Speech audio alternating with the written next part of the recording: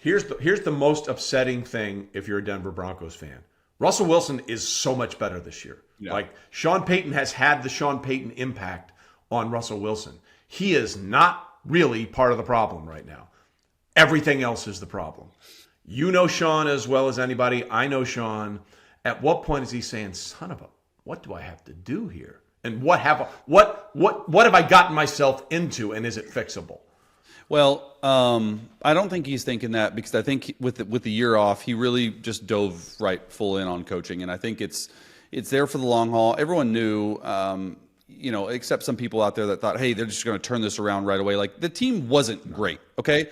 His job was to get Russell playing at a higher level, which he is. Russell is playing stat-wise very good. They're 0-3, though. Way better than last year. It's not even close. And the thing about me is that, being in that division for a long time, their defense, I thought too, they had a lot of people, their defense is not the same defense as last year or the year before. No. And that to me is the problem. Okay, they should have won the Commanders game. Okay, they got blown out by, Miami. And it's just, I feel like they're close. I don't think Sean is I don't think he's doing that. I think he's like, hey, let's head down, let's fix it. 0-3, it stinks, but that defense, it's not what they used to be, and that to me is the problem. Yeah, no question. And you can certainly tell the impact Vic Fangio, the former Broncos head coach, is having in Miami as the defensive coordinator. So now, after that disaster, Denver takes on Chicago. Both teams are 0-3. This might be the worst matchup of the entire year, okay? Might be the worst matchup of the entire year. There are some seats on StubHub for this game that are going for $2.11. No. $2.11 to go see an NFL game between the Broncos and the Bears. And the Bears are coming off getting humiliated by Kansas City 41-10 in the Travis Taylor game. And that's the last time we'll talk about it in those terms. But there's two things we need to talk about in the Chicago Bears situation.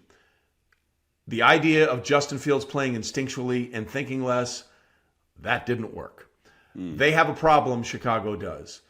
I don't know if it's the marriage between Eberflus and Getsy and Justin Fields, or is it Justin Fields, or is it just the coaching staff? But there is a problem there that they tried to fix by bringing in Eberflus last year, and we saw some things that improved with Justin Fields in his ability to run, but his ability to throw accurately, consistently, and read defenses is still a problem. How big of a concern is this for a team that took a first-round pick with their quarterback in 2021? Well, it's a major concern, right? I mean, this is not what you're expecting. You're expecting in year 3, you're hoping for and expecting, if you're Ryan Poles, a jump like Jalen Hurts had from his second to his third year. We've talked about that a lot. I went back and I watched the 28 called pass plays in the Chiefs game. And I'm going to be completely honest with you. Like, there was nothing open in that game. They had like 3 turnovers in the 2-minute drill, like 2 separate turnovers in the 2-minute drill that led to points. And so when you get behind that much and you're on the road, you're playing in the Swifty game, like stuff that just happened to your organization just happened, like there's no coming back from that. Like there's in my opinion, there was no way they were going to win that game.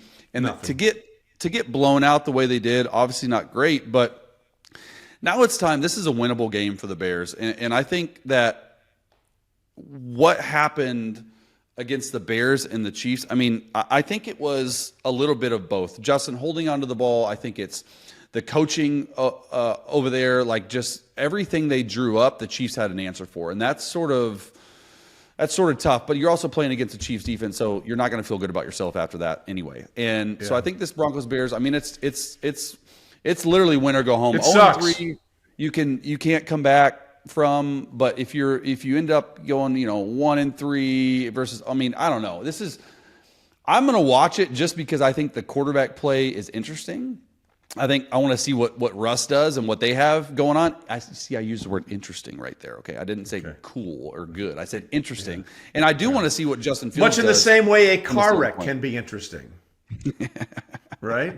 Like, Yeah. ooh, what happened? I can't imagine there's going to be much of a sellout of this game.